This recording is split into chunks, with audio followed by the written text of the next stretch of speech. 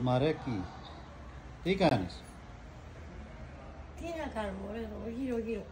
Πού ήσουνα σήμερα? Τα μπαντώνα. Τώρα ξύπνησες. Ναι.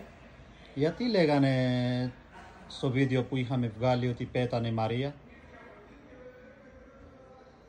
Δεν ξέρω. Για ποιο λόγο? Μάλλον από Βασίλεια μου, ξέρεις. Πες το, είσαι καλά, όλα καλά, πες. Αφού εσύ με βλέπεις ότι είμαι καλά. Εγώ δεν χρειάζεται να σου πω. Είμαι μια χαρά. Τι, κρυώνεις? Κρυώνω, ναι, λίγο. Έχεις βάλει πιτσέτα? Έχω βάλει πετσέτα, ναι. Έχεις καμιά κουβέρτα να μου δώσεις? Ναι, με. Κουβέρτα. Κουβέρτα. Εδώ, τώρα όμως. Πρέπει να πάω σπίτι να φέρω κουβέρτα.